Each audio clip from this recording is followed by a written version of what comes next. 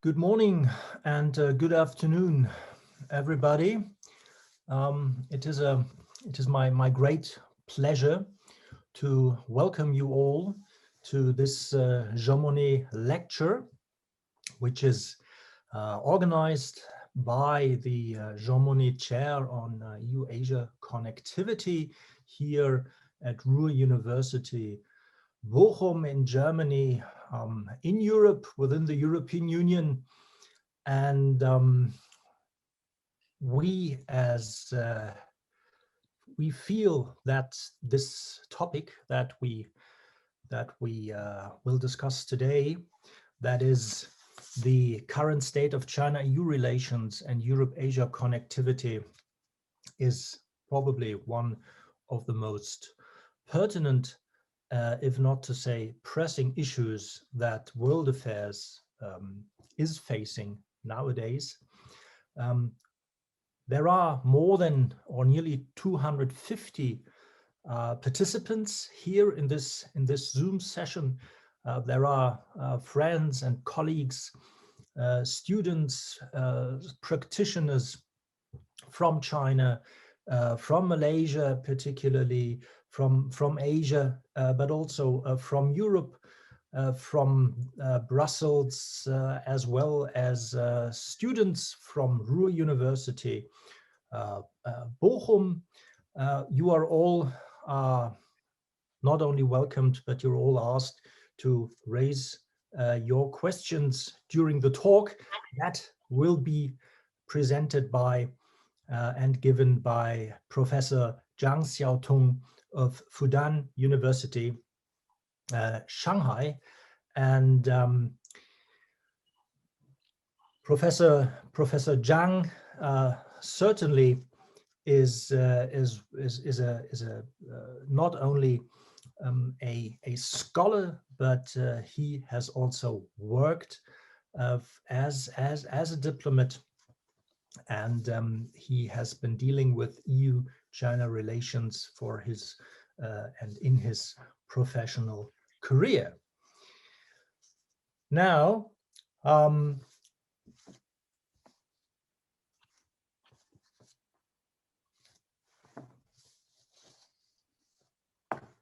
can I have a feedback from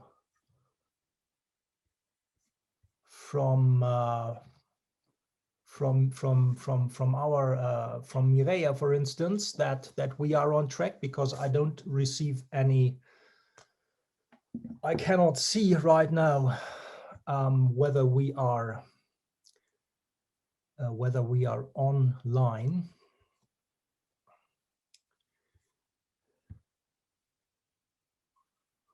Okay, wonderful. I got that feedback. So then, let me tell you a bit more about Professor Zhang Xiaotong. He is professor of the Institute of Belt and Road Initiative and Global Governance at Fudan University in Shanghai, and he was a professor of the School of Political Science and Public Administration at Wuhan University, and also executive director of the Wuhan University Center for Economic Diplomacy. He has also worked at the US desk of the Chinese Ministry of Commerce and served as trade attaché at the Chinese mission to the European Union in Brussels between 2004 and 2010. He obtained a PhD degree on political science at Université Libre de Bruxelles in Belgium. And he has also published not only a biography about his working experience as a trade diplomat, but also broadly on the topic of EU-Asia relations, for instance, with Routledge. His major research interests include economic diplomacy, geopolitics, and European Studies.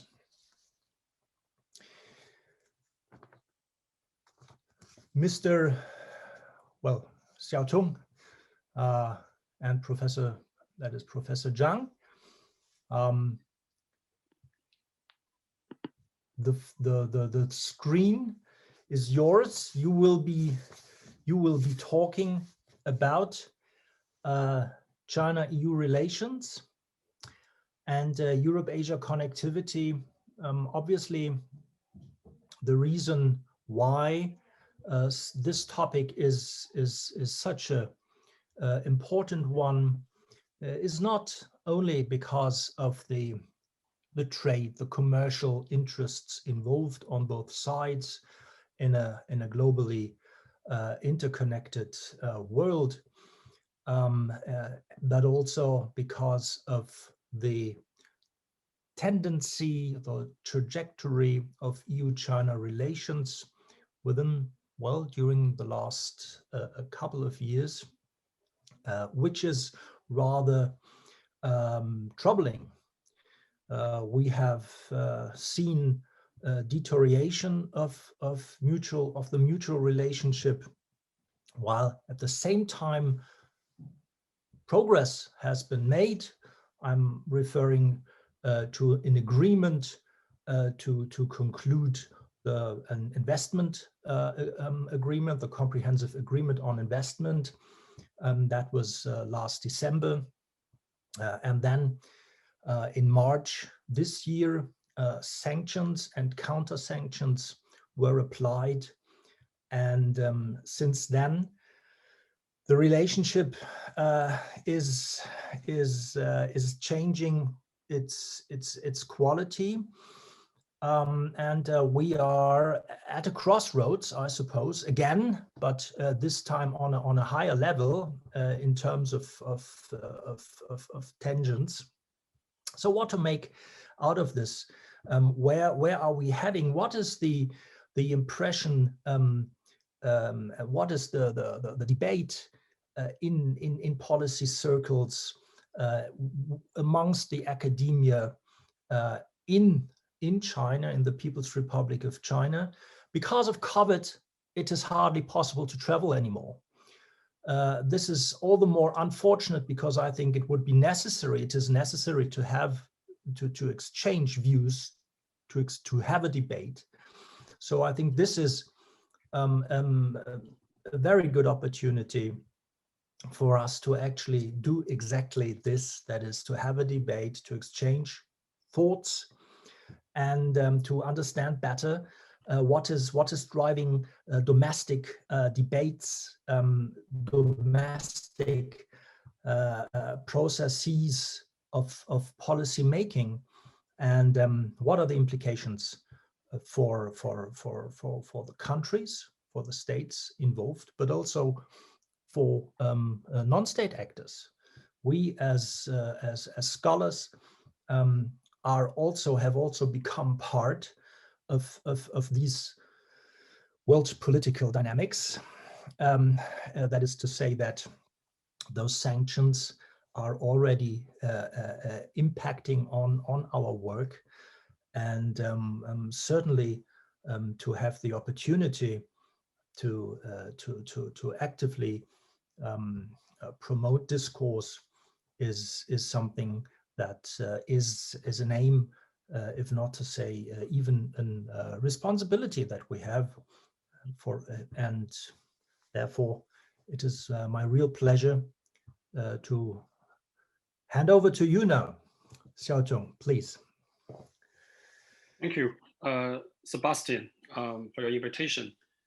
And indeed, it's a great honor for me to be able to give a talk here on the EU-China relations and the EU-Asia connectivity.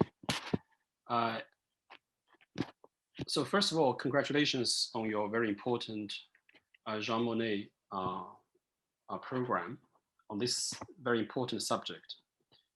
Similarly, on my end, we're also doing similar research funded by China Social Sciences Research Council on the BRI, the interaction between the BRI, Belt and Road Initiative, and global governance.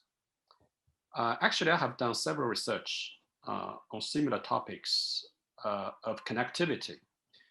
So you can see how much attention the Chinese side has given to bridging the gap between China and the rest of the world, either via the EU-China relationship or via international organizations. As you rightly pointed out, the COVID-19 has changed a lot, which forbids us from traveling to each other and meet each other, which is indeed a pity. I still remember those old happy days when I met with colleagues and friends in Brussels, when I negotiated with colleagues in the European Commission, either on textiles or negotiating the partnership and the cooperation agreement. As a former policymaker and a diplomat, I went through and experienced the EU-China relations between 2004 and 2010. That was an interesting moment when the EU launched a global strategy in 2006 and managed, together with Chinese colleagues, a textile crisis, and also started negotiations on the PCA, as well as updating the 1985 trade agreement with China. There was an investment chapter there. So actually the EU-China BIT negotiation, which focused on investment, could be dated back to those days when we negotiated the update 1985 trade agreement.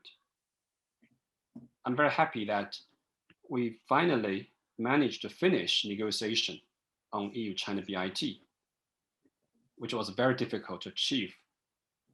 You know, I know, we all know how difficult these trade negotiations could turn out to be. I'm unhappy that now the BIT is facing uncertainties after the Xinjiang-related sanctions and counter-sanctions. So all these give me a sense of history. History seems like a pendulum. It swings back and forth as the European Union-China relations has good days and bad days, like what happened in 1989. Then starting from 1995, our relationship has climbed up step by step to a comprehensive strategic partnership and enter a honeymoon period. Now we again experienced difficulties. But if you believe in my pendulum theory, you'll see good days will come back finally. So in that sense, I'm an optimist for EU-China relations. I see both China and EU are rising powers because both China and the European Union makes history. China, largely a half feudal and half colonized country before 1949, is now the second largest economy, and it got rid of absolute poverty within a very short period. The European Union was created after learning the lessons of the First and Second World Wars, and via the integration approach, made herself a rising power on the world stage. So the rise of China and the EU together after the Second World War is one of the most important historical events, which was often underrated or underestimated. Different from traditional powers, the EU is an innovative and sui generis power. So from the PPT, you can see that in EU-China relations, the EU was a civilian power in 1965 to 1985 here. So the EU power is a civilian power. So what is a civilian power? A civilian power means a non-military power. So largely during this period, the European communities relied on its non-military capabilities to make herself an international actor. When it comes to relationship with People's Republic of China, the EEC, the European Economic Community, established diplomatic relationship with China in 1975, which was ice-breaking. And we negotiated a trade agreement in 1978, a textile agreement in 1979. So that was the very beginning of the EU-China diplomatic relationship, which was basically ice-breaking and active engagement. The EU later became a normative power in 1986 and afterwards. So what is a normative power? So it largely relied its power identity on values. And we experienced 1989 difficulties between the EU, the EC, and China. So with different identities as a great power, the European Union had different China policies. As I said, as a civilian power, the European community very interested in developing trade relationship with China. And as a normative power, the EU largely interested in upholding its values. As it is now, very interestingly, the European Union seems to turn herself into a geopolitical power. I call Europe now as Europa Geopolitica, because obviously the European Commission labeled herself as a geopolitical commission and started her connectivity strategy with Asia. And recently the Council announced conclusions on Indo-Pacific Strategy, and the European Council together with the CFSP will announce the Indo-Pacific Strategy in September. So it is turning herself into a new identity, geopolitical power.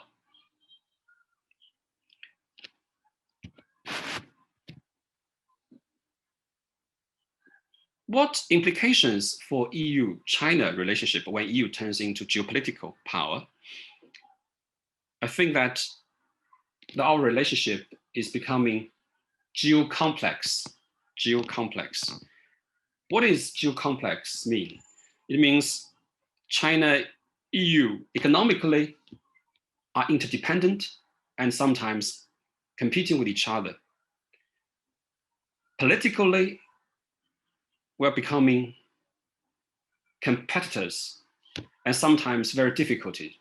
We experience difficulties when it comes to the model of governance, when it comes to social and political systems. That being said, when it comes to other policy areas like climate change, reduction of emissions, multilateralism, WTO reform, anti-terrorism, anti-piracy, we are geopolitical, we are geo partners. Now, as Sebastian just mentioned, Europe and China, we used to be comprehensive strategic partners. But now our relationship turned difficult and even sour. Is that China's fault? Or is it the EU's fault or America's fault? I don't think so. I don't think it's anybody's fault. We all fall prey to some larger force, which is beyond us. And that force is the rhythm of history. That larger force is the rise and fall of great powers and the cyclical evolution of the world economy, which is often called long waves. And again, and of course, COVID-19, this is also part of the larger force, which is a black swan event, unexpected and fall to us all of a sudden. I come from out of Wuhan. I know how difficult it was when I was in Wuhan, and how difficult when we returned to Wuhan and tried to reopen our campus.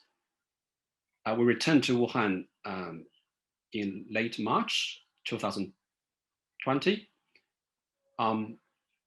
Professors come back, but students have not come back.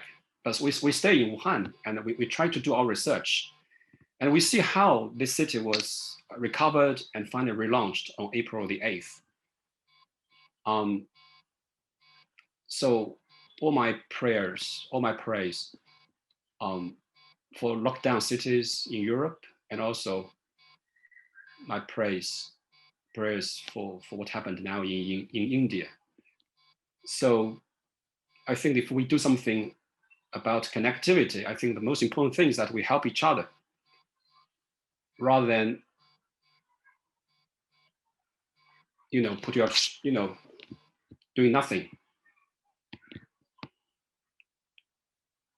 This is something beyond us, the rhythm of history, the rise and fall of great powers, COVID-19. We are only held accountable and should be blamed if we stay idle and make the wrong strategic choices. Now, the EU-Asian Connectivity Strategy proposed by the EU side and the Belt Road Initiative are exactly litmus tests, which test whether we are able to go beyond or go under this larger force, which is invisible but guiding the behavior of great powers over the past decades, if not centuries. The EU's Indo-Pacific strategy, the EU's Indo-Pacific strategy of cooperation is another litmus test, testing whether we are able to go beyond or go under the classic geopolitics. For the moment, it seems that we all fall prey to classical geopolitics. So what is classical geopolitics? It is Halford Mahan's sea power theory. It is a British geographer, Halford Mackinder's heartland theory, or Professor Nicholas Spikeman's Rimland theory. I will explain them afterwards. So this is how classical geopolitical theories view the world. I'm now showing you the map, the global map. I don't know whether you can see it. Okay, good. So for Halford Mackinder, the British geographer, for his heartland theory that he proposed in 1904, the beginning of the 20th century, is that he emphasized the competition between British Empire as a sea power and the Russian Empire as a land power. So basically, he says, he who controls heartland controls the world island. So basically means Eurasian continent plus Africa. And he who controls world island controls the world.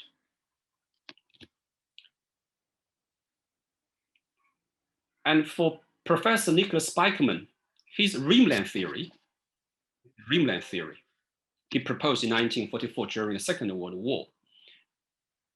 He's very much concerned about the security of the United States. He was a professor at Yale University. He was American. So he didn't see the security of the United States. Rather, he see the insecurity of the United States because the United States east flank and west flank was exposed to the rimland powers. In that case, it was Germany and Japan, which were enemy countries during the Second World War vis-a-vis the United States. These rimland countries were able to surround the east flank and the west flank of the United States and posed national security threats to the US. So that is why the US established NATO to make sure that the European rimland countries pose no threat and form alliances with America. That's why America established alliances with Japan, with South Korea, with some ASEAN countries to make sure that the East Asia rimland countries pose no threat. That is why the US established military alliance with China during the Second World War against Japan. So that was the rimland theory of Professor Nicholas Spykman's rimland theory. But these are very old geopolitical geopolitical theories. They were the imaginations on people's minds. They are not real. That is why Professor John Agnew called these classical geopolitical theories as modern geopolitical imagination. Modern geopolitical imagination. This imagination features competition between the sea power and the land power. It features great powers competing for primacy in world affairs and seeing the world as divided between the advanced and the less advanced. So this mentality was prevalent in the 19th and 20th century, in particular the first half of the 20th century. We need to go beyond that. Europe now calls its Indo-Pacific strategy a strategy of cooperation. It shows that the EU is delicate to avoid leaving Asian nations with the impression of intrusion. So that's why it is called Indo-Pacific strategy of cooperation. Similarly, when China proposed the Belt and Road Initiative, it avoids calling it a strategy. Rather, BRI is called an initiative, a cooperation initiative. So similar logic, trying to go beyond classical geopolitics. Now if we look at this map of Indo-Pacific, what does classic geopolitics tell us? It tells that Indo-Pacific, the two oceans, the Indian Ocean, the Pacific Ocean, the dual oceans are where sea power needs to control and to contain land powers in Euro-Asian continent.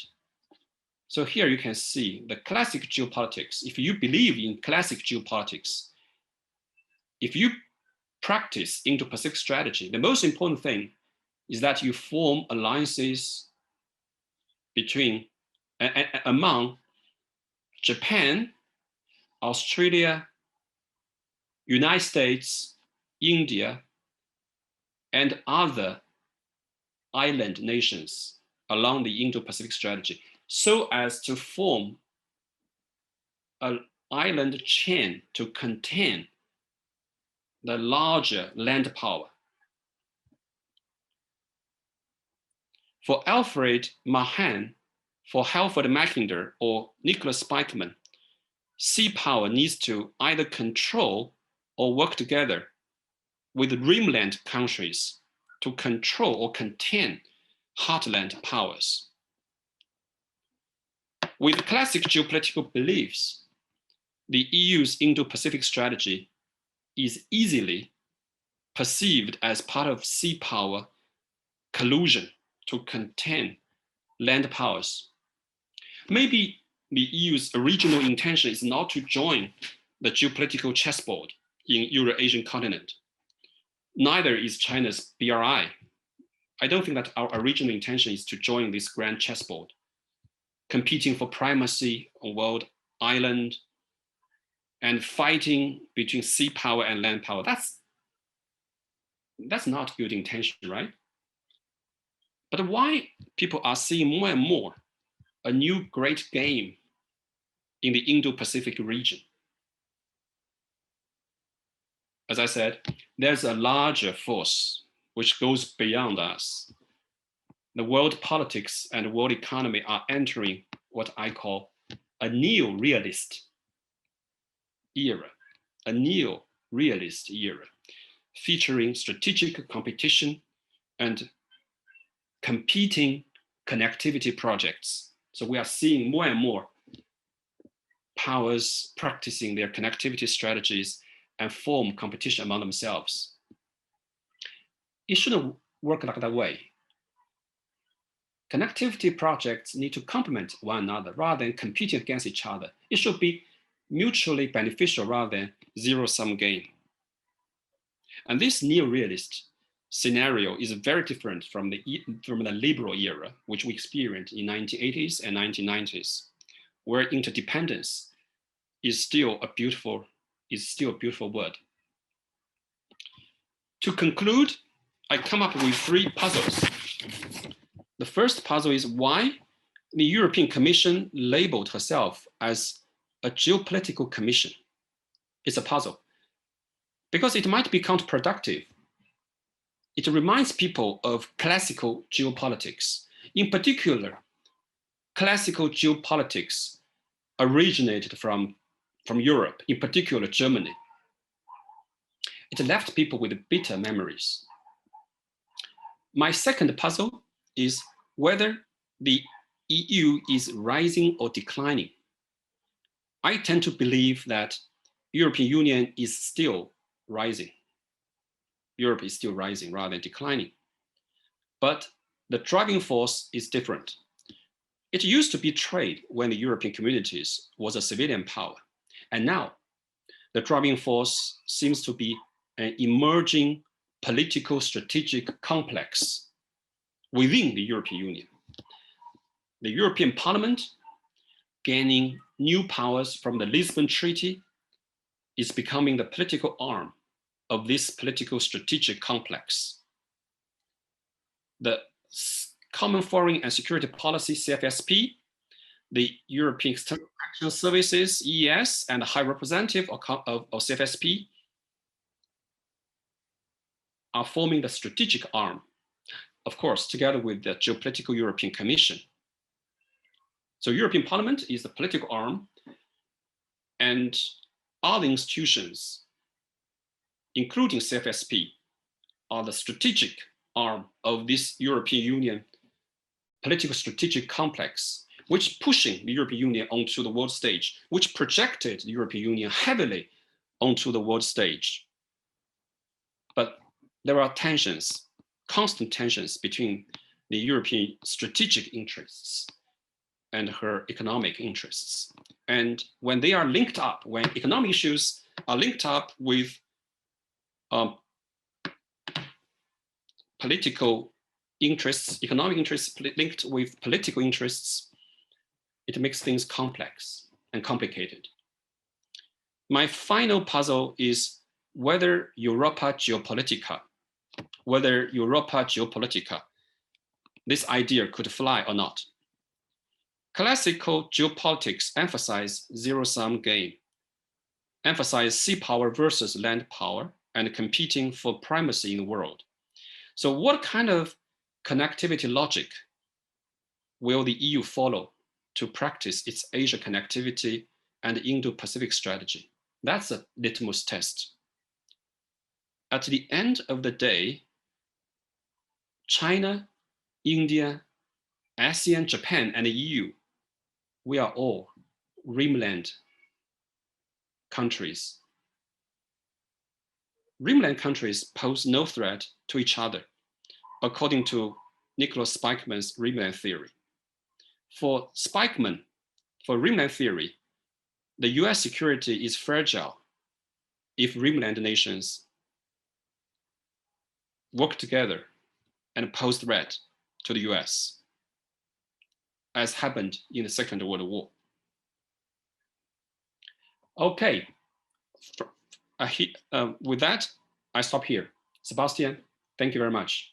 Well, thank you, Xiaotong, for your talk and for introducing the audience to the wisdom of classical geopolitics, right? And also for pointing out that the European Commission and its self-declared aim to become a geopolitical, to develop a geopolitical understanding, if not to say function, that has implications for the interpretation of global affairs. And I take it that especially based on your assumptions, this has an impact on how to understand and how to read Europe's intentions and interests. The importance of these developments are clearly shown by the strategies, that is the Indo-Pacific strategies by member states of the European Union, for instance, Germany, but also France and the Netherlands have come up with Indo-Pacific strategies, and now the European Union will come up with a communication in September. They are working on it. Now, we do have questions, and I ask all of you to pose your questions. However, let me first ask you, aren't there new vulnerabilities that we need to bring into the picture that are not explained by these rather geography focused theories that you have mentioned? What about technology? What about the competition here that is on the one hand needed because we're working because innovation has it that we need competition, and aren't these geopolitical theories too limited in order to be used as a basis for decision making, as a basis for understanding how policies are developed? Isn't there actually a risk that we deviate from far more important aspects? That is that we should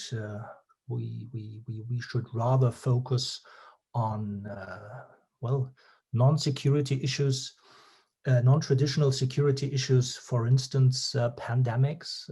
Isn't COVID-19 demonstrating that there is a need for transnational cooperation, that there is a need for transparency, that there is a need for global governance, for regional, for global governance, for far more interaction than focusing on mountains and seas?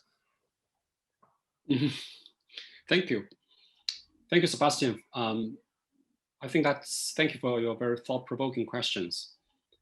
I think there are a lot of issues that needs to be put into the context of history. Technology is one of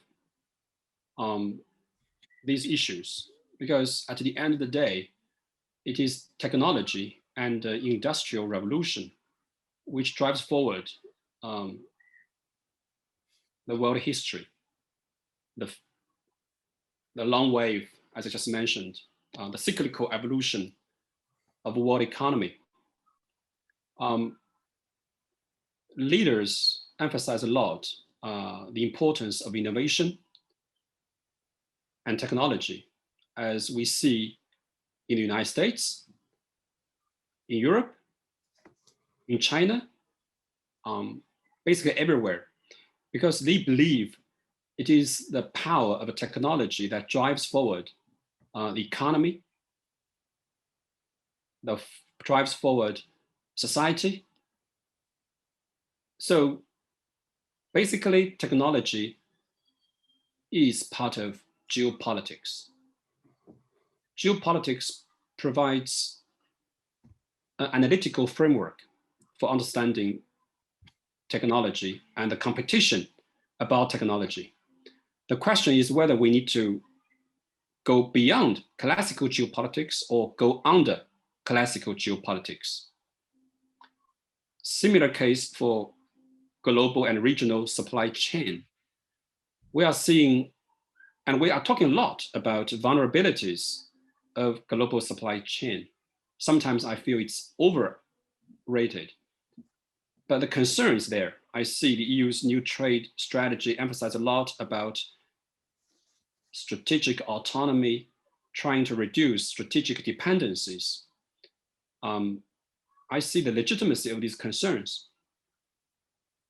We also see non-traditional threats like pandemic. So that is why we need to work together on connectivity, whether it is hard infrastructure connectivity or soft infrastructure connectivity. I think that Europe is pretty strong in soft infrastructure, whereas China is pretty strong in hard infrastructure. And both in Europe and in Asia, we're lacking both hard and soft infrastructure. That's where we can complement each other rather than competing against each other. Thank you, Sebastian. Yeah, thank you, Xiaotong. And let us turn to questions raised by the audience as well, and they are obviously linked still to those geopolitical forces that you refer to. What about the impact of narrower state actions, that is border conflicts, for instance, between India and China? What about narrower state actions like they can be observed in the case of China-Australia relations? What impact do they have on the room of maneuver of the state? So if you look at a map, indeed, China is geopolitically is both a rimland nation and a land power. Very different from Russia. So China has its interests both along its coastal line and in its hinterland. Like Xinjiang is China's hinterland. China has security and sovereignty concerns there. If you look at Shanghai, it's geopolitically important and fragile. So there's a dilemma for China. Economically, China's east coastline is economically active, the most significant in economic sense for China. But geopolitically, they are quite fragile because of Korean Peninsula issue, because of tensions between China and its neighboring countries, including with Japan, and also with the United States. And Shanghai also geopolitically sensitive and fragile. and South China Sea, similar case. That's sad. So China has to make sure that geopolitically it's safe. Regarding China's relationship with India, I think that the tensions is there, but it should be managed. I remember a few months after the border tensions between China and India back in 2017, at the very beginning of 2018, Indian Prime Minister Modi met with President Xi Jinping in Wuhan, where I lived. So you can see that for the top leaders, they have they know the importance of managing the relationship in a peaceful way. And if you look at Australia, geopolitically, Australia is at the crossroad of Pacific Ocean and Indian Ocean. So geopolitically, Australia is quite sensitive. It becomes a middle area where other sea powers would compete, either for control or for working together with, forming alliances. So I see Australia, ASEAN, including Indonesia, Philippines, and Taiwan, as geopolitically sensitive zones will stand exactly at the crossroads, at the carrefour of Pacific Ocean and the Indian Ocean. So these countries, Australia, ASEAN countries, need to make themselves as a transition corridor zones rather than the shatter belt or the broken zone falling prey to the competition among great powers. Similar case for the Central and Eastern Europe. It used to be Iron Curtain during the Cold War time. ASEAN, similar to Fulda Gap in Eastern Germany, So we need to turn these geopolitically sensitive zones to economically prosperous zones, to make them, to turn them into corridor of economic cooperation.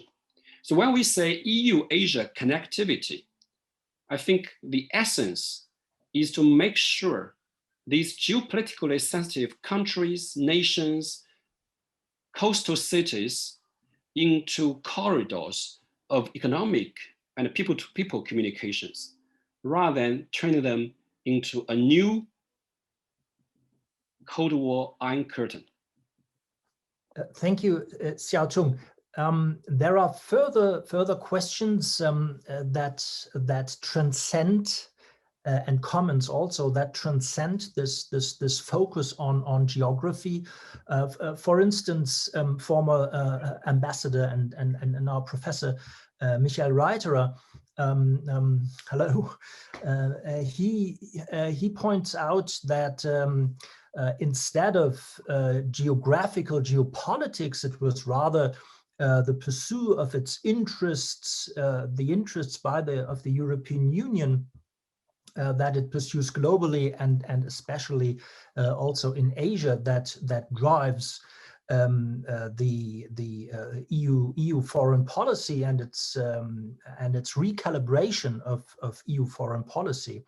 There is a linked to this. There is a further question, and that asks, how realistic is it to think that major shared challenges such as global warming and the loss of biodiversity could catalyze a move beyond classical geopolitics?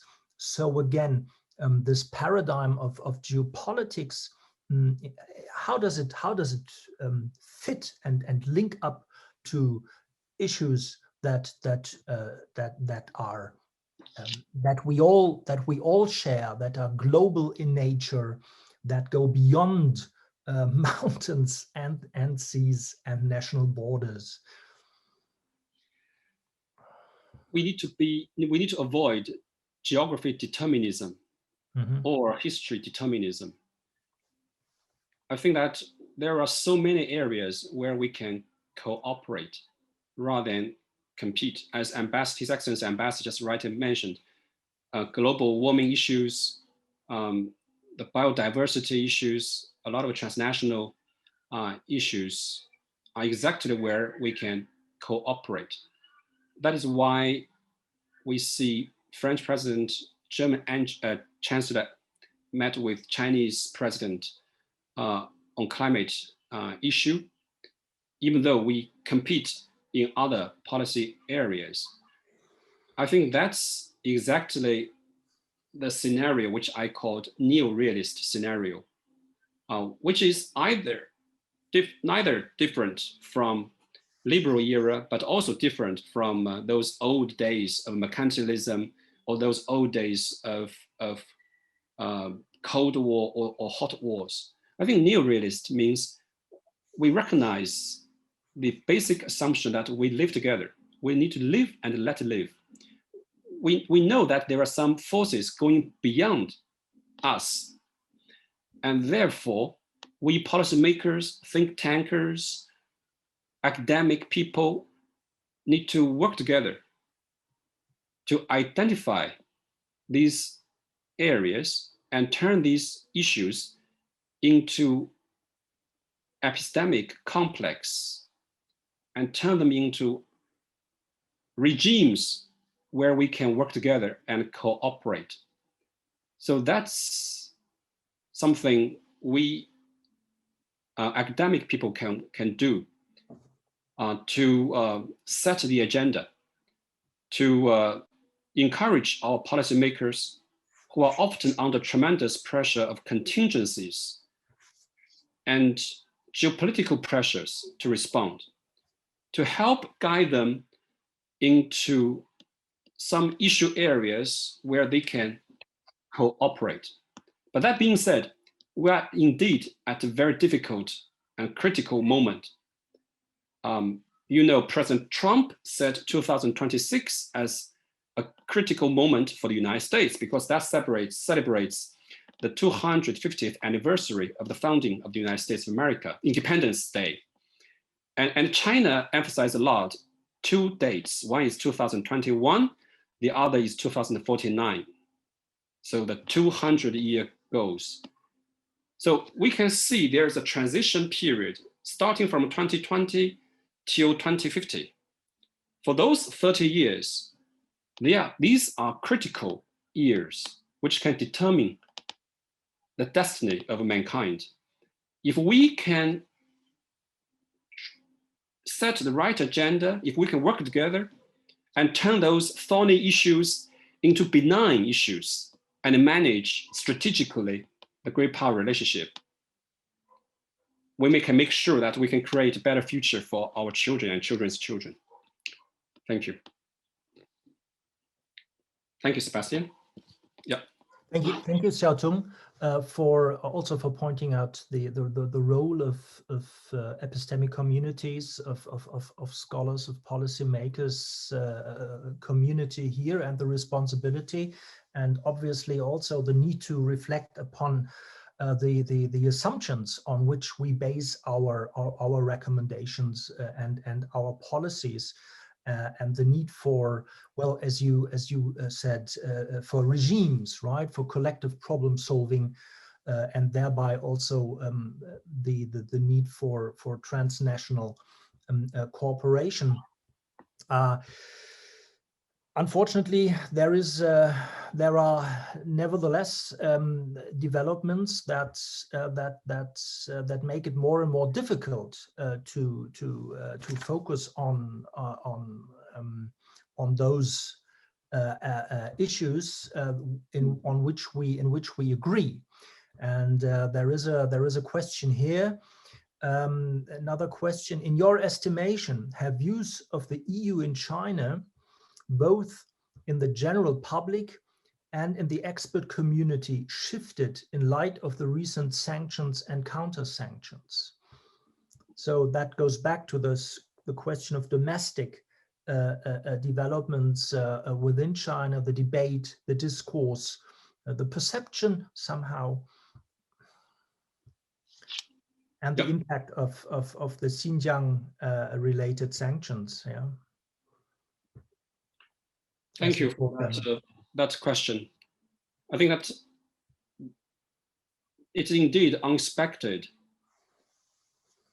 that the EU imposed sanctions on forced labor issue in Xinjiang, which China denied, and counter-sanction measures were taken by China immediately after the EU announced. As I said, the EU is a rising power, and the political strategic complex is emerging within the European Union foreign policy decision-making system. That's a new tendency. This is something being said, in particular after the Lisbon Treaty was ratified. This is something new. That is why we see sanctions imposed. And on the Chinese side, we are under tremendous pressure from the US. As I served as a deputy division director of US desk in 2011 to 2012. That was the Obama years. We negotiated and managed our difficulties through institutionalized framework.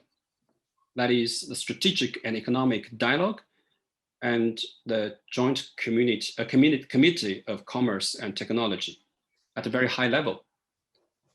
When I served as trade attaché of the European Union, of Chinese mission to the European Union, we also helped establish the EU-China strategic economic dialogue, which we called high-level economic and trade dialogue at a very high level, because we believe institutions, the bilateral institutionalized framework, is strategic platform that could be used to manage major difficulties.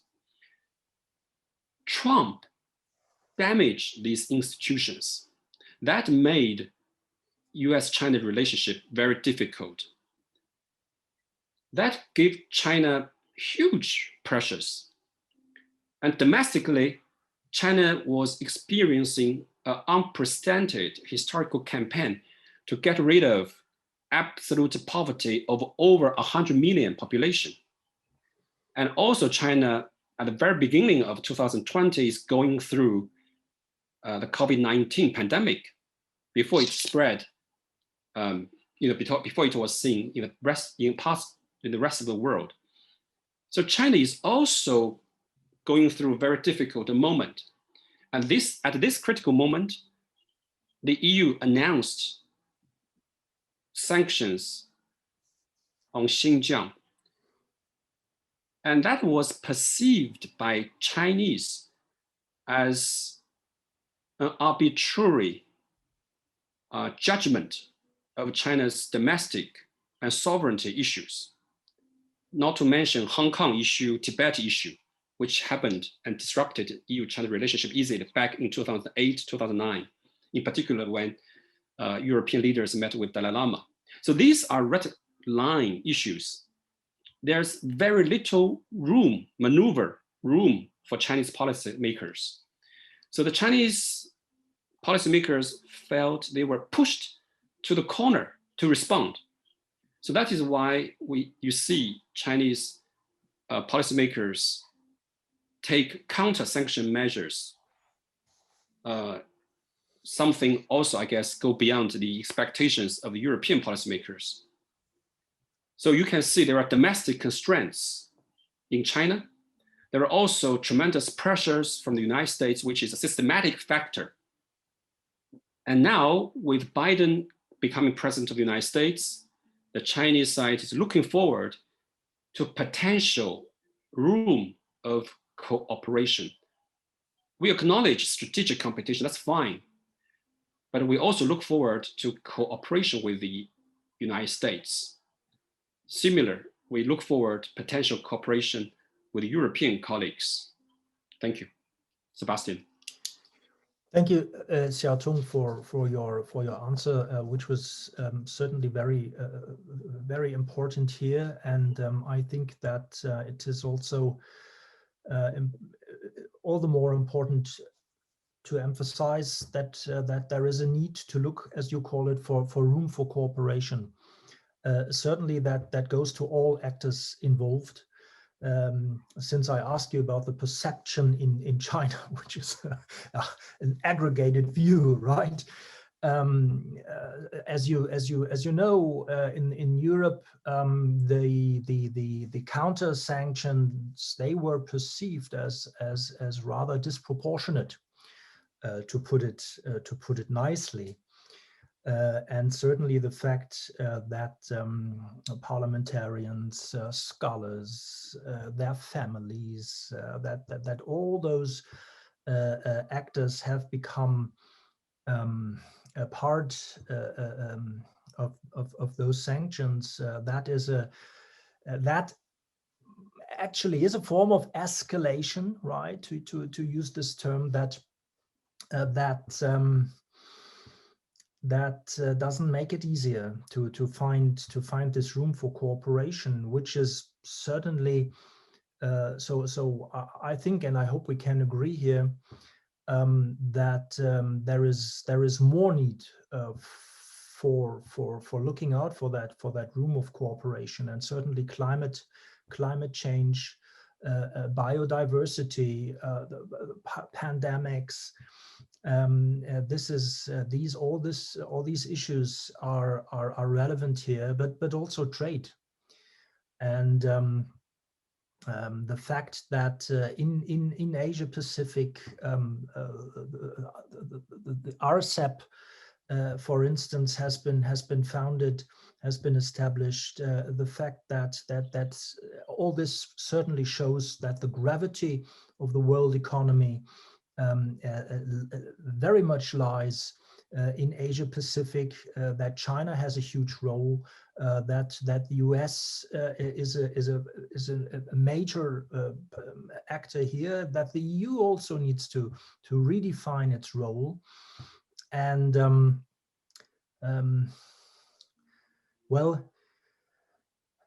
and we need more theory building and theorizing on how to explain these developments, and how to develop policies that help us to well, not to fall in the old traps, but to see room for and to enable us to come up with solid policies, and certainly creativity here is needed as well. Whether we focus on coexistence or interdependence, I think in the end, the welfare of people should be at the well, should guide our thinking. Yeah, Sebastian, you raise very important issues like disproportionate measure taken by the Chinese side, which was negatively perceived in European public.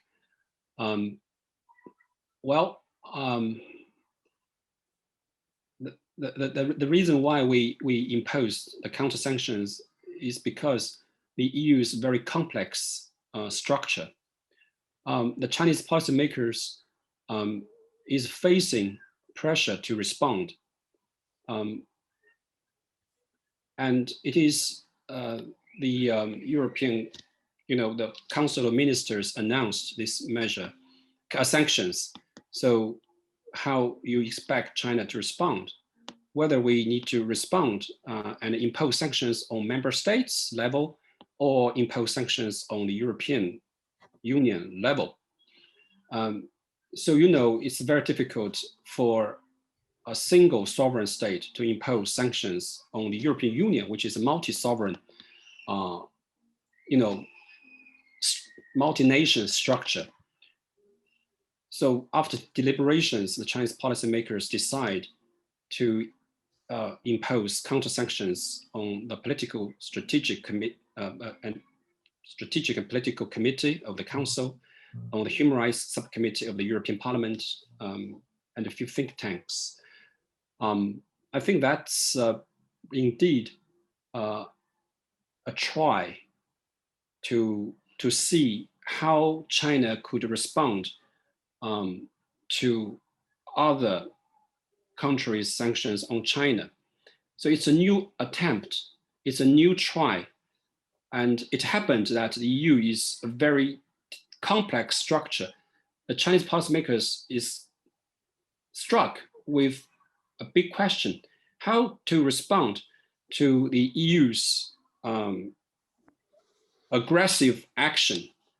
So at the end of the day, the decision makers decide on the Chinese side that we need to impose sanctions, not just the member states parliament, but also on the EU level.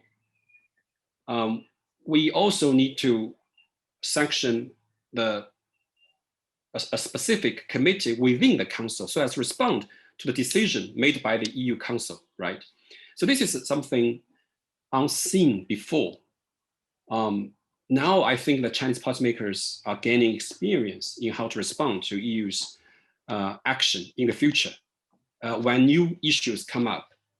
So I guess these sanctions and counter-sanctions will become, maybe in the future, when new crises happen, will become a new phenomenon. That means we all need to adapt to this. That being said, we are still able to cooperate in some in a selective way. As you said, trade is extremely important for China and Europe. Europe is China's second largest trading partner, whereas China is the EU's #1 trading partner in 2020. And now we are sanctioning each other. Isn't it ironic? There must be tensions between our strategic political interests and our economic interests. So we need to find a way to manage these tensions. I negotiated, I participated in a negotiation for the updated 1985 trade agreement, including the investment chapter. I also gave advice to the Chinese policymakers about EU-China BIT.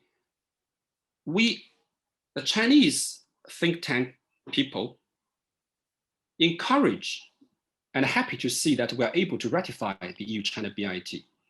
So we do hope the sanctions imposed by the EU on China and the sanctions imposed by China on the EU would be lifted at an earlier date so that we are able to ratify this EU-China BIT.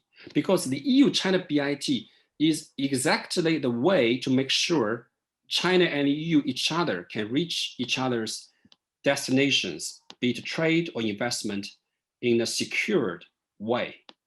Without EU-China BIT, the EU-Asia connectivity would be lacking of a trade arm when it comes to EU-China relationship. Regarding RCEP, I think that we need to relate RCEP to EU-China BIT and US-China BIT, because we need to remember the history. RCEP, EU-China BIT, US-China BIT, and China-Japan, South Korea Free Trade Agreement were all launched in 2013. During this period, 2012, 2013, 2014, during this period, when a new generation of Chinese leadership came into office, when a new generation of EU leadership came into office. So that was still those old happy days when we are able to launch something together. And they were counter-cyclical measures. They were counter-cyclical measures taken by leaders to prepare for the difficult days we are experiencing today. So we need to make sure the EU-China BIT, the US-China BIT EU-China BIT need to be ratified. The US-China BIT need to be relaunched because US-China BIT and EU-China BIT were negotiated in parallel. They were closely related. Huh? They were closely related. So keep fingers crossed. RCEP made the first move, hoping that EU-China BIT would be ratified, hoping China, Japan, South Korea FTA would be negotiated and finalized. Thank you, Sebastian. Xiaotong, excellent. Unfortunately, time is up. Oh, yes. I didn't realize that. Informed decision making. I think this is what is needed on all sides, and as you have also mentioned, the need to, well, the ratification process, right, of the investment agreement is endangered, right? The European Parliament, and that is because of the sanctions. It is very doubtful whether this ratification will take place. And the lifting of sanctions, as you pointed out, that is certainly something that is also discussed and actually needed when we look at it through the eyes of the European Parliament. So I think here that is a quite remarkable view that has developed here during this conversation between us and the audience. So at the same time, you've also pointed out that these sanctions, this pattern of sanctions and counter sanctions, might there be to stay for a while, right? So it looks like that we have entered a turbulent, somehow turbulent phase of relations, but at the same time we are aware of instruments that can help us to steer the boat, and that is what governance is about. Today, in Germany, the Germany's chancellor will talk to Prime Minister Li Keqiang on video because of in the context of the consultations between governments of Germany and the People's Republic of China. So dialogue is there, and I'm happy that this dialogue does also take place within the context of the Jean Monnet family, and Fudan has also a couple of Jean Monnet chairs, and I very much look forward to further not only discussions but also to the further deepening of our relations. It's more needed than ever, possibly.